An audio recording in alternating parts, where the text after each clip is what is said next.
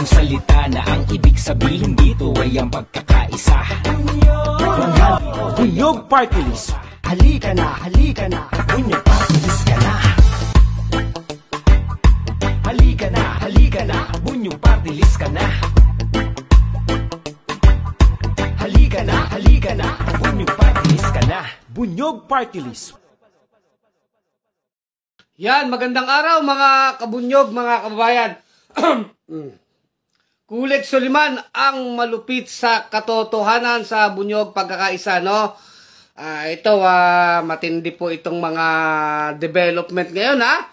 May mga ugong-ugong po, ha? Mga kabunyog, mga kababayan na sinasabi, naghahanda daw ng rally ang Iglesia ni Cristo para sa mga Duterte. Gaano katotoo yan?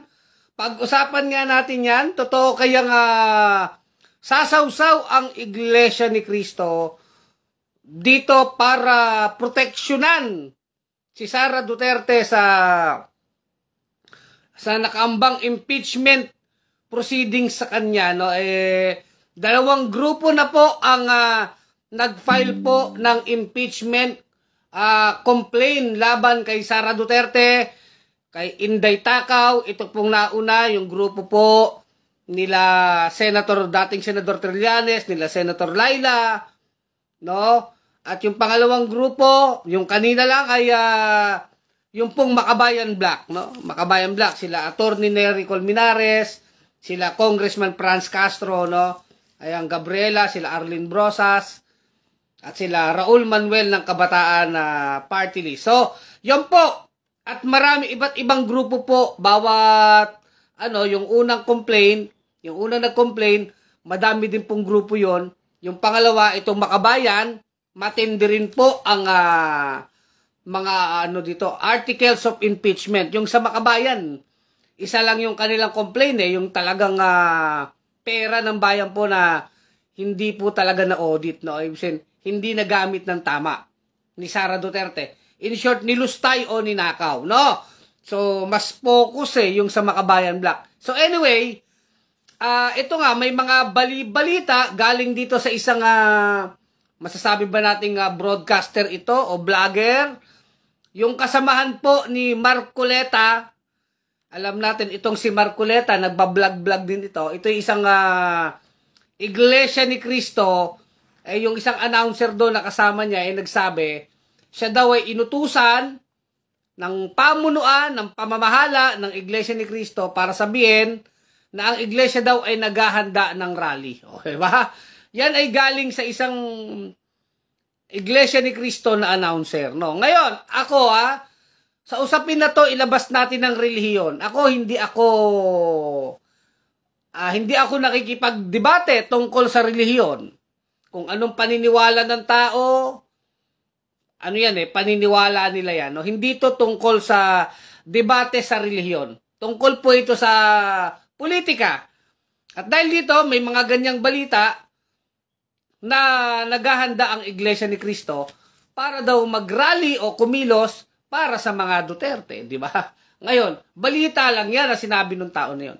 Hindi naman yan galing sa opisyal na pahayag ng pamamahala ng Iglesia ni Cristo. Kasi ako, may mga kaibigan akong Iglesia ni Cristo, sinasabi sa akin, hindi naman daw nakikirali ang mga iglesia, no? Sabi ganun. So anyway, alam kasi natin ng Iglesia ni Cristo, nagba-black voting yan di ba? Again, hindi ito tungkol sa relihiyon, Sinasabi lang natin yung totoo, which is, naman yan, proud sila dyan. Nagba-black voting sila kung ano yung sinabi ng kanilang pinuno o nung kanilang ministro o yung kanilang pamamahala, kung sinong iboboto nila yon. Basta yun ang sinabi. Regardless kung sino yung personal choice nila. Hindi ko lang alam, siguro may mga mangilan-ngilan, napakaunti, na hindi sumusunod. Pero sa Iglesia ni Cristo, matindi po yung kanilang paniniwala doon sa sinasabi nilang pagkakaisa nila, na dapat nagkakaisa sila, no? Anyway, yun nga, ano bang reaksyon natin dito, no, mga kabunyog, mga kababayan? So may parali ba? May parali, may pagkilos? Karapatan nila yan Pero nakakaano lang talaga. Kumbaga, masakit man tong isipin kasi nga relihiyon yan, Iglesia ni Cristo, tapos ang susuportahan mo magnanakaw, di ba? O manluloko, o manggagantyo, o mamimeke ng resibo si Sara Duterte. Parang ano ang moral nila diyan? Ano kaya ang naging basihan diyan? Kung totoo yung balita na yan? Although sasabihan ba yan ng tao na yon kung hindi yun verified? Di ba? Mahirap yun kasi isang programa yun na kasama pa nun si Marcoleta. Alam naman natin si Marcoleta, isang Iglesia ni Cristo, die-hard Duterte, Duterte supporter yan, di ba? DDS talaga tong si Marcoleta. Kahit itong si Tunying Taberna na nagpapanggap na neutral, pero kitang-kita nyo namang maka-Duterte. Dahil siya nga daw, di siya sang-ayon sa impeachment ni Sara. Di ba? May mga, si Tunying na marami daw katiwalian sa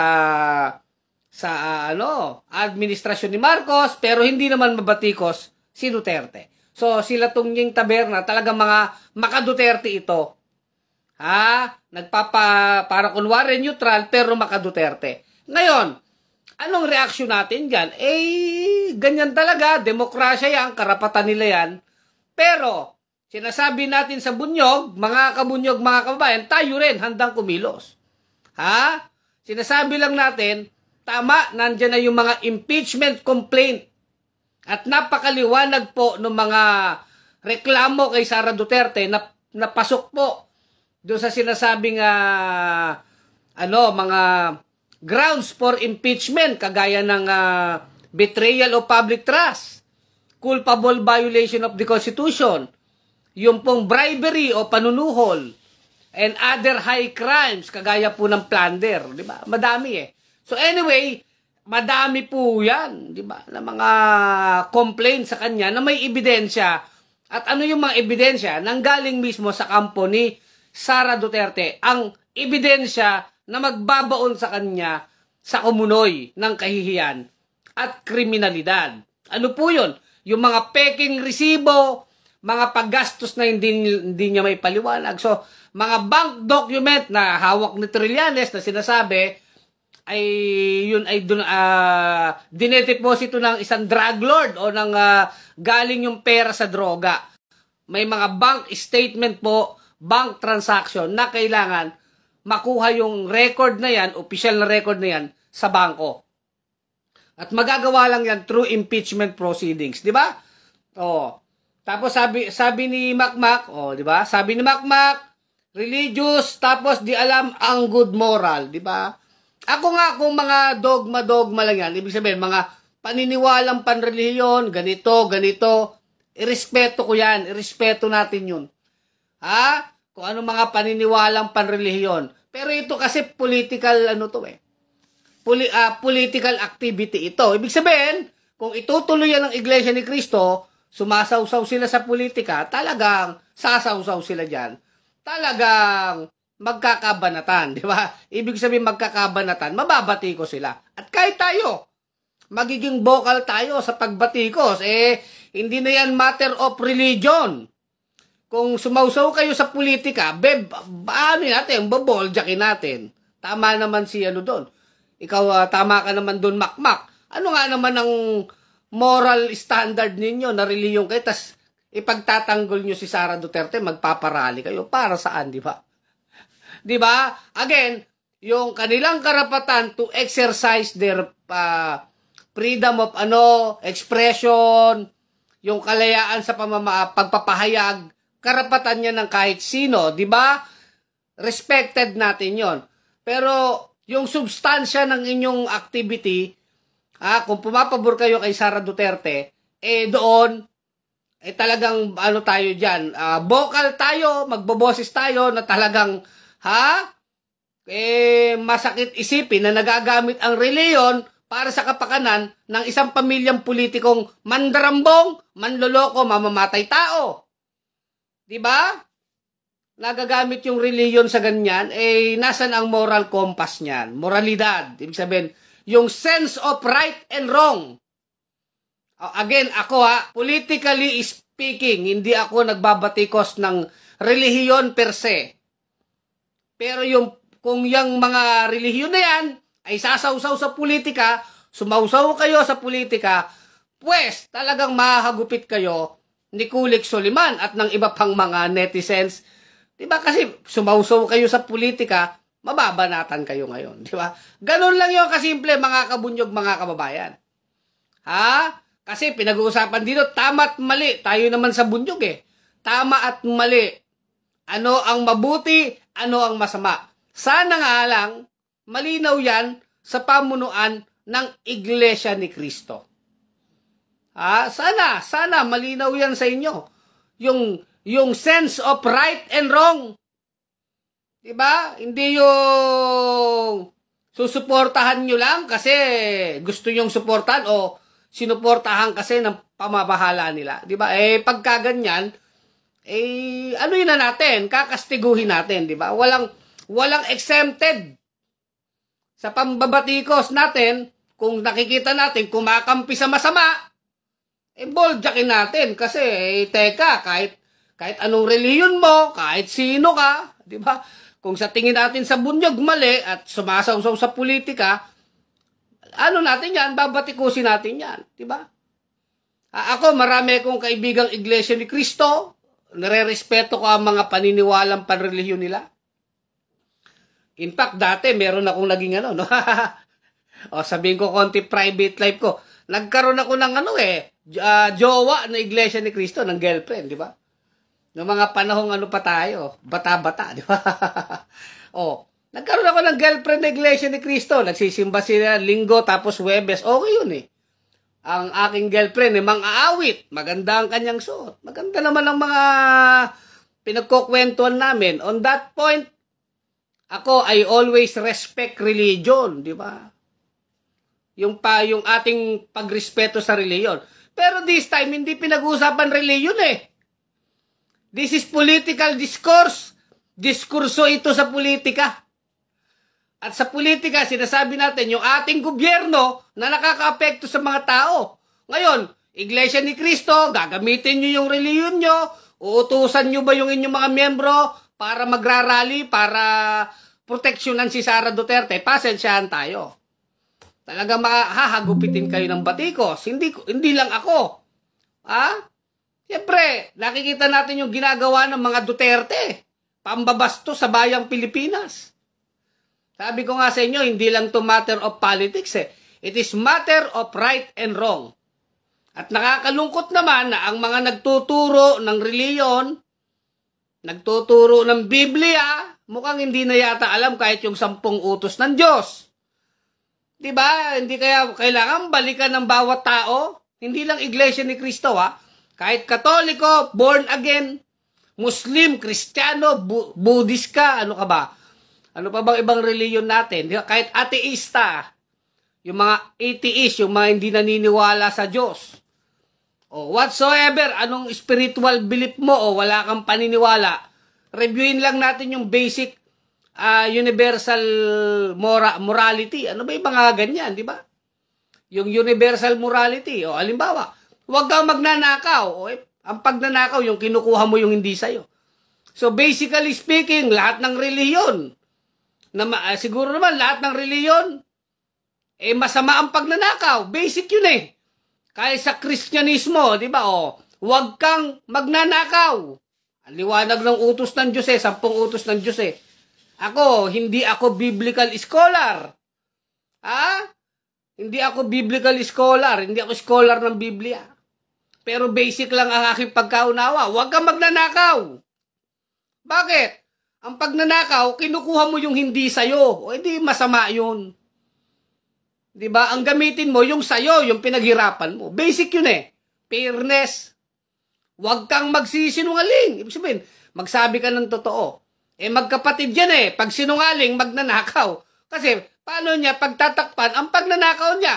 Di siya yung magsisinungaling. Siya yung mag-iimbento ng kwento. Mag-iimbento siya ng mga resibo. Maggagawa siya ng mga tahi-tahing kwento para pagtakpan ang kanyang pagnanakaw. Ganun yan. Kaya ang sinungaling ay kapatid ng magnanakaw, ang magnanakaw, kapatid niya ang sinungaling. Ano yan eh? Iisang linya po yan. O, 10 utos ng Diyos yun. O, kahit naman yung sulatin ng mga Hindu, ng mga Buddhist, may maganyang katuruan din eh. Yung basic fairness, to be fair. Kung anong sayo, sayo. Yung kay Pedro, yung kay Juan, ang para sa bayan, para sa bayan. Hindi para sa bulsa ng masibang politiko. At ang aking example, si Sara Duterte. At ang mga Duterte. Diba? Basic yun. Wala tayong religious debate dito, ha? Mga kababayan kong Iglesia ni Cristo, pero mag-isip-isip kayo. Kung totoo yung sinasabi ng inyong kapatid na kasama ni Marco Beta, ang baho, no? Si Marco Beta, kung totoo yan na kayo'y pinag-aanda sa pagrarally, mag-isip-isip kayo. Ha? Eh, mukhang makokompromise yung inyong moral compass, yung inyong sense of right and wrong, di ba? Again, sinasabi ko, may mga Katoliko naman, maka-Duterte, pero wag naman as religion. Iba yun eh, ibang usapan yun. Pero kung individual choices at freedom yan, ganun talaga. Pero kung relihiyon ang magko-command, mukhang napakasama yata niyan. Hindi yata tama yan. Di ba? Kasi, buti sana kung makikita mo maayos, eh, hindi maayos eh, di ba? O, nasan ang freedom of conscience ng isang tao? Di ba? Sino bang nanonood na Iglesia ni Cristo dito? Sana hindi kayo ma-offend. Maliwanag ang aking punto dito. Kung kayo ay kikilos ng isang political activity, hahagupitin kayo sa political discourse. Sa mga gaya nitong ginagawa natin, it is a political discourse. Diskursong pampolitika itong ating vlog eh. Hindi naman ako nangangaral ng relihiyon o bilang si Pastor Kulek Soliman. Ako naman ay ang malupit sa katotohanan pero hindi ako pastor. Ako ay isang political vlogger. So, kung ganyan at sasawsaw sa politika, eh talagang babatikusin natin. Lalo susuporta kay Sara Duterte na alam naman nating magnanakaw. Ano naman ang basihan natin na magnanakaw si Sara Duterte? Peking resibo, mga inventong kwento, mga palusot, mga pagtatago, mga ayaw pagsasagot sa mga tanong. Eh kung walang ninakaw yan, eh di wala sanang issue. Maayos sana yung resibo niya. O ang mga halaga ng kanyang mga, halimbawa, example, 1 million per night ang kanyang safe house, 250,000. O meron 500,000, 500,000 per night, 1 million per night ang kanyang mga safe houses. Totoo ba yun? Eh, inventong kwento yun. Ang totoo nun, ninakaw ang pera kasi imposible yun. O may mga pangalan sa kanyang resibo. Mary Grace Piatos, sila gumawa niyan eh. Million pinag-uusapan. O, Chippy McDonald. Isipin niyo yun, Chippy McDonald. Chippy na McDonald pa. Ang sarap naman na sampalin ng tsinelas siyang gumawa niyan. Diba, ang kapal ng mga mukha niyo, eh, buwis ng taong bayan yan eh. Daan-daang milyon pinag-uusapan. Tinatarantado ang bayan. Tapos kakampihan ng Iglesia ni Cristo, eh, hindi kayo pasensya ha. Again, it's not about religion. Pero pag mag-rally kayo dyan, na sumusuporta kayo kay Sara, hindi kayo Iglesia ni Cristo. Iglesia kayo ni Duterte. Di ba? O, sausaw kayo sa politika, banata namin kayo. Pero kung gawin nyo lang yung mga religious activity nyo, wala tayong problema doon. Ha? Reliyon. Politika. Mali. Tama. Eh, kahit sino ka pa. Diba? Ha? Diba? Tama ba yun? Ganun lang. Wala tayong sasantuhin dito. Ha? Mga kaibigan kong Iglesia ni Cristo. Oh. Sabi nung yung isang kapatid na vlogger na kasama ni Marco Beta, eh, inutusan daw siya.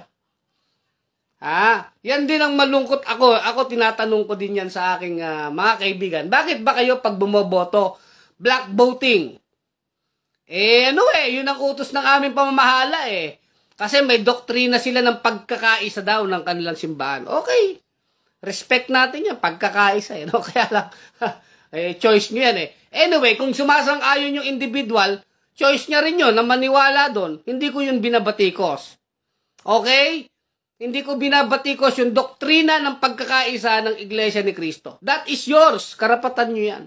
Kung sumasang-ayon yung tao, kung hindi naman siya pinwersa na gawin yun. Ayon sa kanyang konsensya, sumusunod siya dun sa doktrina nila na pagkakaisa. Ako, mas ang fault na nakikita ko dyan, yung selection process ng simbahan nyo. Paano kung magnanakaw, drug lord, diba? Ano ang ano mo dyan? Kagaya niyan, susuporta kay Duterte, di ba? Bakit? Ano yan eh? Ang usaping spiritual kasi, ang tungkol sa Diyos-Diyos, madibating usapan yan. Again, sinasabi ko, nasa tao ang bawat konsensya eh. Kahit naman dinidiktahan ka ng kahit sino, kahit sa Katoliko, Santo Papa, o di ba? O obispo, o pare, I think ang bawat Katoliko may freedom of conscience. Kasi ang role ng simbahang Katoliko, as far as I know, na sinasabi ng mga pare, hindi naman sila nagdidikta ng specific na kandidatong iboboto. Kung hindi guidance. Ano ang guidance? Basic naman yung guidance eh. Huwag kang bumoto ng magnanakaw. Basic yun eh. Basahin mo lang yung 10 utos ng Diyos, di okay nang basihan yun eh. Huwag kang magsisinungaling. Di huwag kang bumoto ng sinungaling. Huwag kang magnanakaw. Di huwag kang bumoto ng magnanakaw, di ba? Igalang mo ang Diyos ng higit sa lahat. Di huwag kang bumoto ng bastos sa Diyos, di ba? Napaka-basic lahat. I think sa Katoliko, guidance ang pinoprovide. Gabay. Ito ang mga gabay, bumoto ng tama, huwag ibenta ang boto. Huwag ibebenta ang boto. Bumoto ng matino, ng may kakayahan, yung may takot sa Diyos, yung may pagmamahal sa bayan, yung may pamumuhay na simple, yung walang record ng korupsyon, yung maayos ang pamumuhay. Halimbawa, yung politiko, alam mong sugal lang sugal, sugarol, maraming babae. Bakit mo iboboto yan? Yung buhay pangalang niya, immoral na eh. Kung ang kanyang sariling pamilya hindi niya maayos, paano siya maglilingkod sa bayan? Basic yon mga kababayan ko. Yung sinasabing guidance di ba? Guidance to vote. Pero sa Iglesia ni Cristo, iba kasi, dinidikta. Ito ang dala natin. Nagkakaisa ang Iglesia. Nagkakaisa sa kumunoy. Sorry. Kasi yung pagboto, political activity yan, pumasok kayo dyan, mababatikos kayo ngayon. Di ba? Ganun yun laging may kapalit. Iboto si ganito, kahit mga mayor, congressman, nagdadala ang Iglesia ni Cristo. Kahit kurap-kurap na yung congressman kahit dynasty na sinusuportahan Dapat ibigay na lang paniniwala ko, ibigay na lang sa tao, sa individual ang kanyang konsensya. Ang role sana ng simbahan, gabay. Ito ang mga gabay, pero ikaw ang magpapasya sa sarili mo. Ayon sa dikta ng sarili mong konsensya na pinapanday ng paniniwalang panrelihiyon. I think that is the role of the church. Yun yung role ng simbahan o ng anumang reliyon o any belief system to provide guidance. Pero hindi dapat diktahan ang konsensya ng tao. Sapagkat ang tao ay may kakayahan magsuri ng tama at mali. Ang makaalam ng masama at mabuti. Kasi ang bawat tao may konsensya. Depende na lang yan kung paano siya hinuhubog ng kanyang relihiyon, ng kanyang pamilya, ng kanyang mga nalalaman, di ba? Yung paghubog sa tao para makapagdesisyon siya ng tama, makita niya ang katotohanan, di ba? I think yun, gabay dapat. Pero kung didiktaan mo, mag-rally tayo dito. Para kay Sara, kita niyo yung ginawa nila Kibuloy? Tignan niyo yung mga alagad ni Kibuloy, di ba nakakaawa? Kahit nang rape na si Kibuloy ng bata.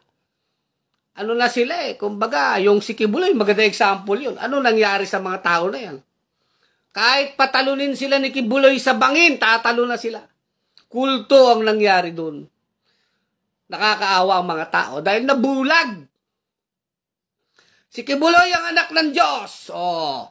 Napapahinto ko ang lindol. Sabi ni Kibuloy doon sa show niya, no? Sabi naman ng mga buang-buang, Amen, Pastor! Amen!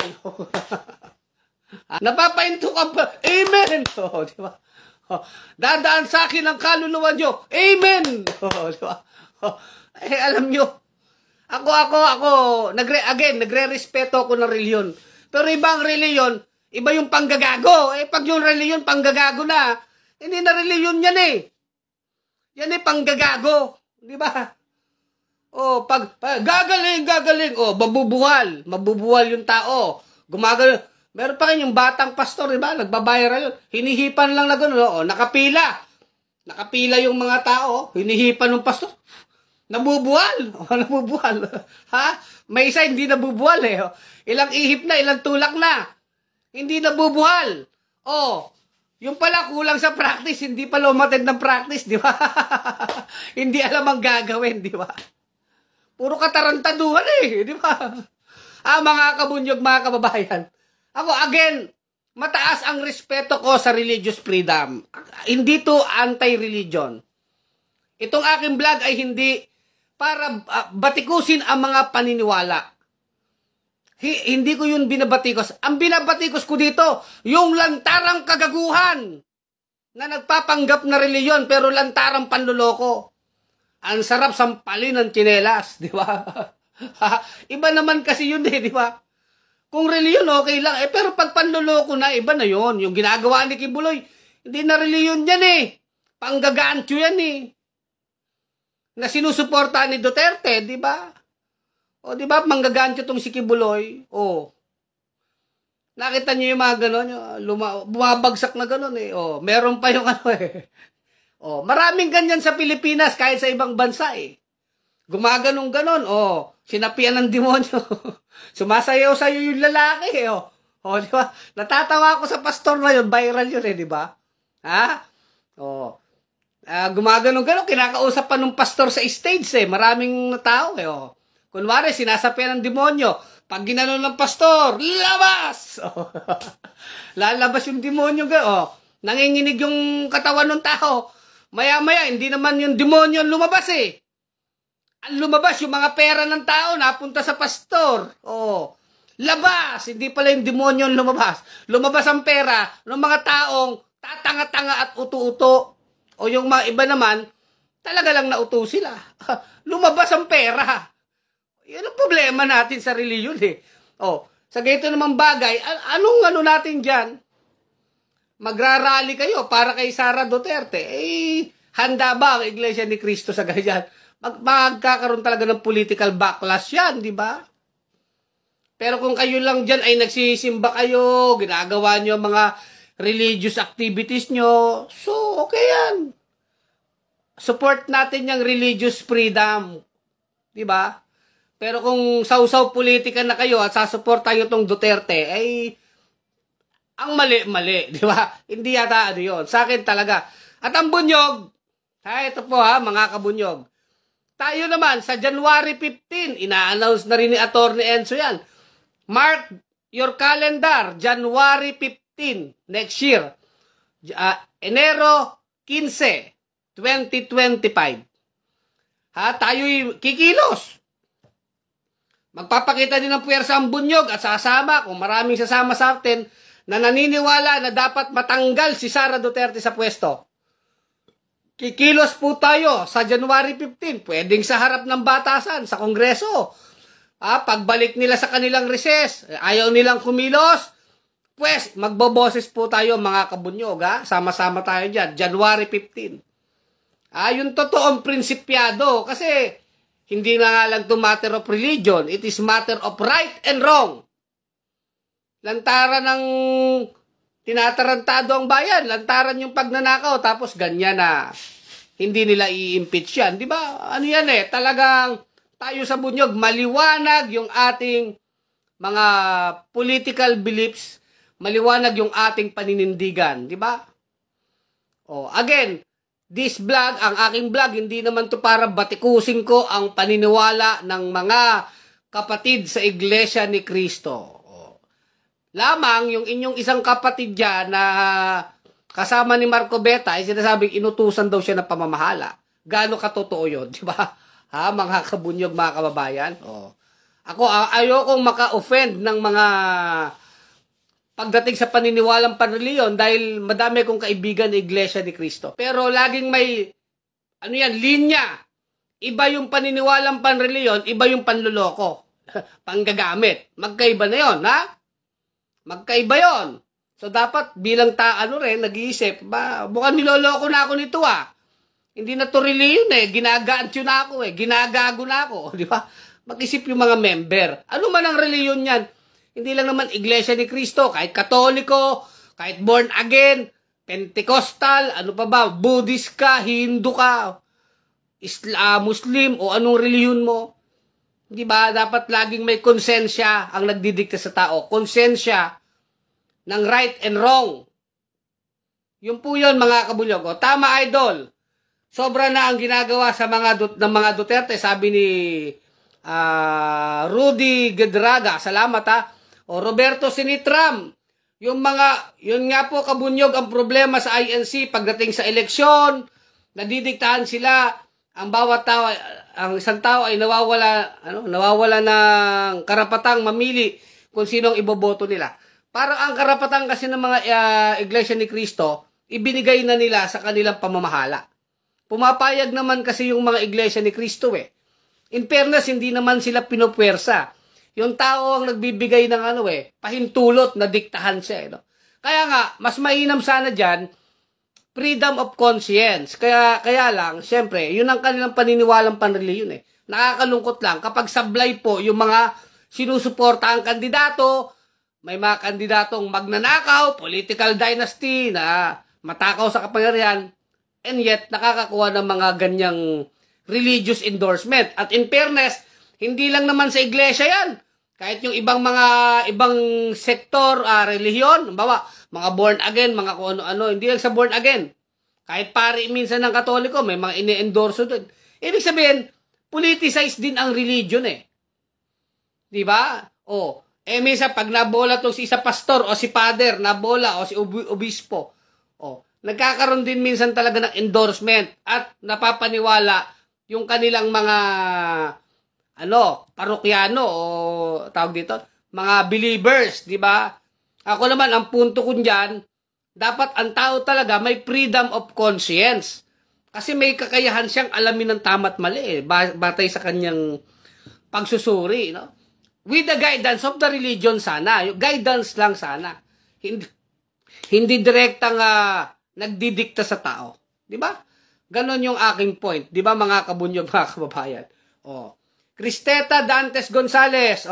Hello po, sir, watching from Bataan. God bless po. Kukontakin ka ni Brenda Ortiz, Cristeta Dantes Gonzales. Saan ka ba sa Bataan? May mga kabunyog tayo dyan, Martiniano Santiago. Didiktahan na binebenta ang boto nila. Kaya nga yan, mga benta-bentang boto. Bobby Sarmiento, INC tuwan-tuwa pag may eleksyon. Limpak-limpak ang kita. Di ba? Yan ay mga opinion nyo, Ako, I'm not against Iglesia ni Cristo. As a religion, nire-respeto ko yan. The way na irespeto natin ang Muslim, ang born again, di ba? Pero pag kasi politika na, ibang usapan na yan.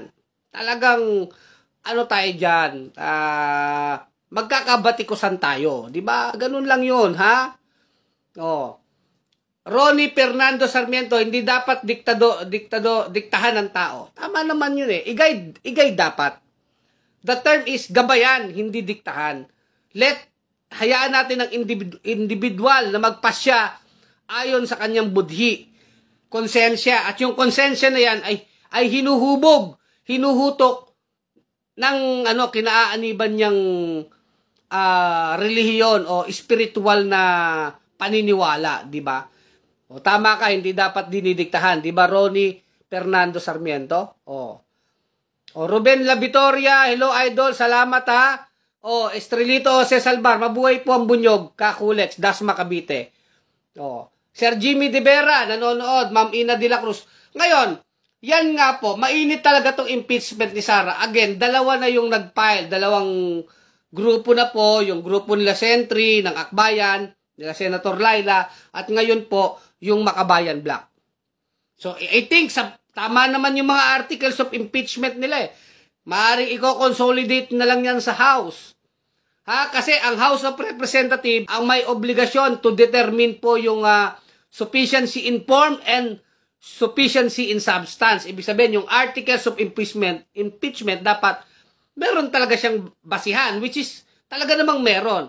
Then, ipoproseso po yan sa Kongreso until matransmit po yan sa Senado. The goal is i-transmit po yan sa Senado para masimula ng isang impeachment trial.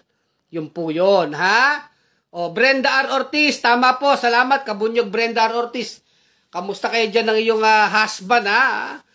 Brenda R. Ortiz ng Abukay, Bataan, sila Ben Meharo, no? Suniga, di ba? Jean Vidal, Joshua David, anong tingin mo sa si mukhang pera, patunayan mo Joshua David. Wag tayo mag-debate tungkol sa reliyon. Politika, okay yan. Stick to the issue tayo para respetuhan ng paniniwala. Again, ang sinasabi ko lang, kung gagamitin ang mga iglesia ni Cristo, didiktahan para mag-rally para kay Sara Duterte, tingin ko, isang napakasamang pangitain po niyan. Kung yan ay matutuloy, biro mo, didiktahan mo ang member ng isang reliyon para pagtanggol lang sa magnanakaw? Ano yan? Diba? Parang ano yan Alam niyo nung nililiti si Kristo, ang pinili ng mga tao, si Barabas na magnanakaw, diba? Si Kristo pinako sa krus. Parang ganun ba yan? Hanggang sa panahon ba naman natin, magsisigawan tao para paboran ng magnanakaw, diba? Mukhang ano na yata yan. Hindi yan pwede, diba? Mga kabunyog, mga kababayan. WP Pampilon, good evening Sir Kulex, Buong Flores, mabuhay ka, Bukal Kulex, salamat ako, again, ini-emphasize ko dito ang konsensya ng bawat tao, di ba? Joji Dar Apoloni, dami mo alam, di wag ka makinig. Kung marami kong alam, doon ka sa walang alam. Doon ka sa vlogger na pulpol, marami nga akong alam Kaya nga ako nagbablog Madami tayong alam na katotohanan, di ba? Ben Barilon, number 87, Bunyog Party List po ako sa Kongreso. Salamat, Ben Barilon, ha? Jobit Miles Busque, good evening, Sir Kulex. Mabuhay ang mga kabunyog at kakamping. Love all. Kaya nga tayo sa January 15, next year, January 15, kikilos tayo, magpapakita tayo ng puwersa mga kabunyog. At ngayon pa lang, marami nang tumatawag sa atin. Sasama kami dyan, Kulex.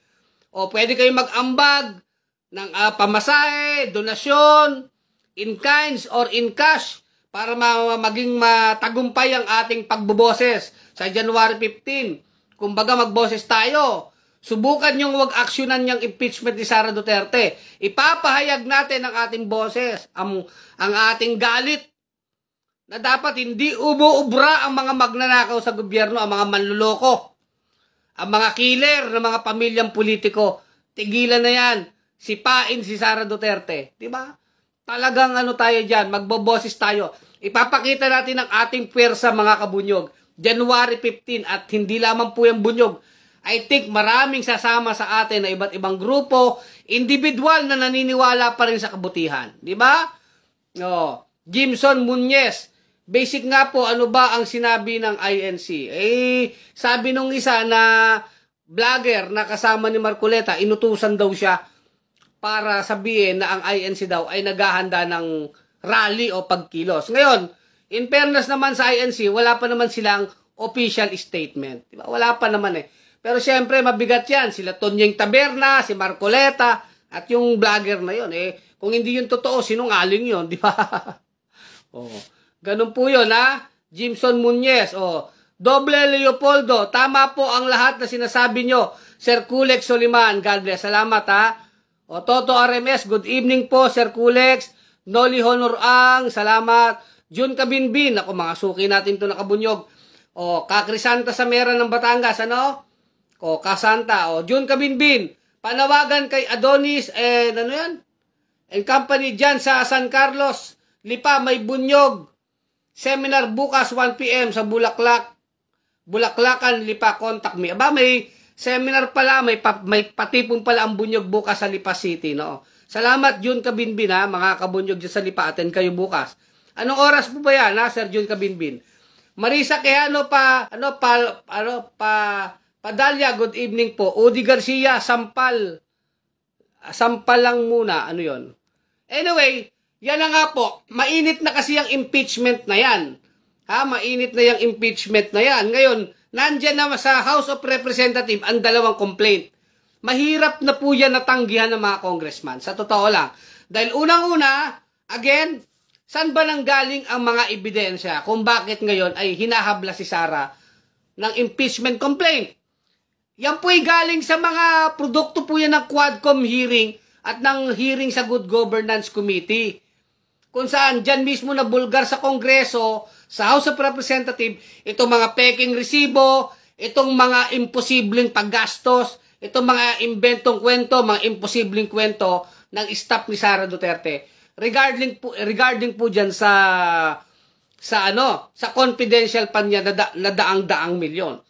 And iba pa po yung hawak ni Senator Trillanes na bank account naman na sinasabing galing yun sa drug lord, doon sa sinasabing Sami Uy ba yun, ng Davao o Charlie Tad, kung kanino galing yun.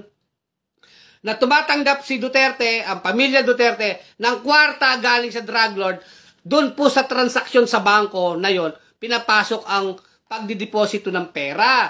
Milyon-milyon po yun. At ang nakapangalan po doon, Sara Duterte, si Pulong Duterte, si Hanilet Abansenya, yung asawa ni Rodrigo Duterte, sila ang nakapangalan sa bangko na tumatanggap ng kwarta, nagdedeposito ng kwarta sa pangalan nila. Isa po yung napakabigat na ebidensya laban sa mga Duterte. Hawak po yun ni Trillanes. At kapag may impeachment court, ipapasabina ducis tecum, ipapaproduce ang dokumento na yon galing mismo sa bangko. Kaya walang kawala. At ipapatawag din yung mga bank manager ng BPI kung anong bangko, kung saan inopen yung account na yon. Kasi alam nyo ng bank manager, mismo ang mga bank manager magtetestimonya, dala po yung actual na bank document. Talagang madudurog ang mga Duterte yan. Lahat po yan nabulgar po sa Quadcom hearing, tsaka doon sa Good Governance Committee hearing. Kaya, kung yan ay nalaman ng taong bayan dahil sa mga hearing na yan, anong magiging dahilan ng mga congressman para hindi nila i-endorso ang impeachment complaint? Samantalang, lantad na lantad, napakalinaw ng mga ginawang kabalbalan, katarantaduhan, pagnanakaw ni Sara Duterte. Di ba? Napakaliwanag ng kanya maginawang katarantaduhan. Kaya mahirapan ng mga congressman na hindi yan i-endorso, mga kabunyog.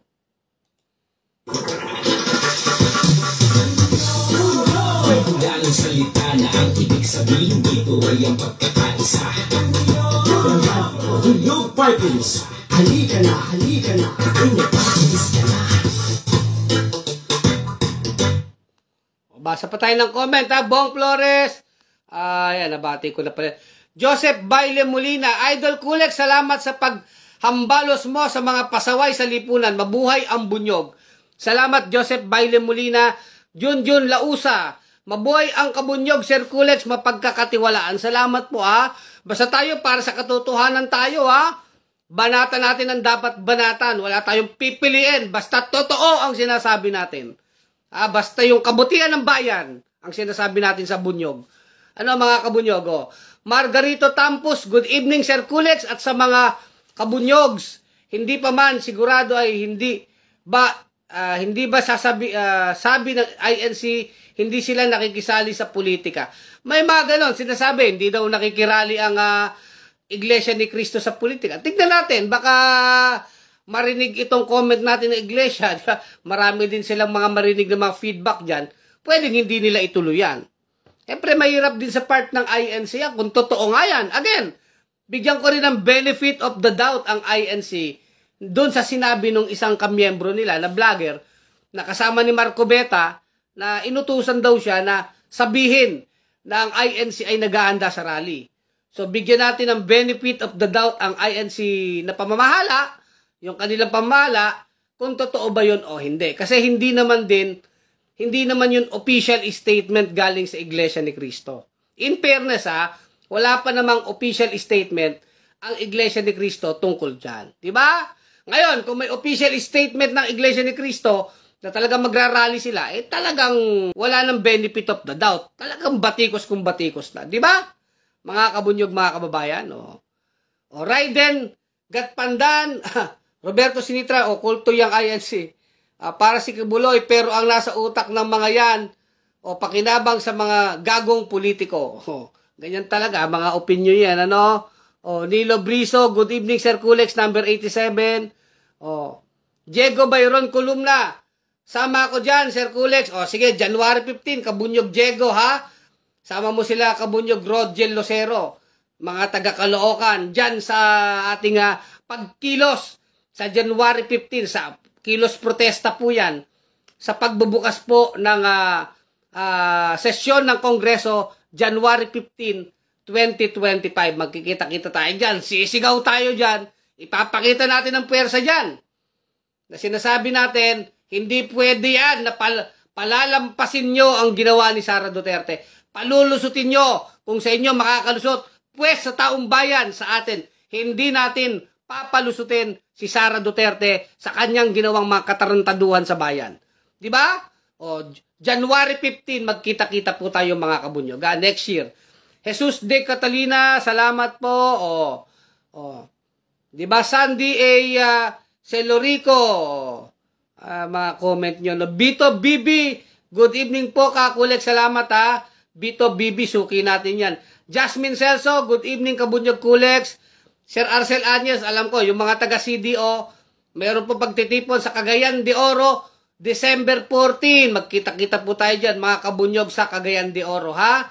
Dyan sa Misamis Oriental. At yung ibang part na malapit dyan, ay pumunta po kayo sa Bunyog Assembly ng Cagayan de Oro sa December 14. Ariel Manuel, mabuhay ang Bunyog. Salamat Ariel Manuel. Arthur Abiog Johnson, salamat. Nako, Sir Jimmy De Vera, Ruel Diaz, sabi ni Ruel Diaz is correct. Salamat. Sino pa bang mga nagko-comment, no? Raquel T. Gonzales, mabuhay ang Bunyog. Salamat, Raquel T. Gonzales. So, hanggang dito na lang ang ating vlog, no? Kulex Soliman, ang malupit sa katotohanan sa Bunyog pagkakaisa. Mga kabunyog, Manding Quintana, sama kami dyan sa January 15. Mabuhay, Sir Kulex. Sama-sama tayo dyan, ha? Manding Quintana, Virgie Berdol Jensen, tuloy ang ating laban. Kulex, salamat, Ma'am Virgie, no? Andy Sunga, shout out kabunyog from Ilagan City, Isabela. Ba? Taga dyan yung iba nating mga kabunyog sa Ilagan, sa Rojas, sa Santiago. Sila Ma'am Melanie, sila Ma'am Maripe Dumayag Salazar, no? Ng Rojas, dyan sa Santiago, no? Kita-kita po tayo dyan, sa Ilagan, no? Francia Canciller Cano, good eve. Kulex, mabuhay. Salamat po, Ma'am Francia Canciller Cano. Lawrence Mendoza, Bunyog Pagkakaisa. Bunyog Pagkakaisa, number 87. Salamat, Lawrence Mendoza. Suki natin yan, Sir Jimmy De Vera. Roda Apuyan sa Abedra na may kawayan. Luisito Calixtro ng may kawayan Bulacan. Diyan sa Pandi, binabati ko. Sila Kaboy Leopoldo Doble. Sila Kabunyog Portia, sila Kabunyog Bunso, sila Kabunyog June, Lorenzo Opalsa ng Pandi, Bulacan, Joji Dar Apo Loni, dami mo, okay. Alfredo Duque, ginagamit na nila yung grupo ng religion, siguro dahil nagkulang ang tao nila sa gawan lang rally na di dapat, sabi ni Alfredo Duque. Ber Esclanda, yaan mo mag-rally sila. Kokonti lang naman. Yet Setter Pub, salamat po sa mga nag-comment. So, hindi ko na mababasa lahat. Elizabeth Suarez, watching with you. Salamat, Ma'am Elizabeth Suarez. Bobby Sarmiento, salamat. Dwight Martinez, mabuhay kabunyog, watching from Romblon. Ba, taga Romblon ka, no? So, Kulex Soliman, ang malupit sa katotohanan sa Bunyog Pagkakaisa. Mga kabunyog, mga kababayan, tuloy ang laban. Bunyog! regulanong salita na ang ibig sabihin dito ay ang pagkakaisa. Bunyog Party List. Halika na, Bunyog Party List ka na. Halika na, Bunyog Party List ka na. Sa susunod, ang atinang suportahan, Bunyog Party List, nagtataguyod ng katotohanan, lumalaban para sa bayan.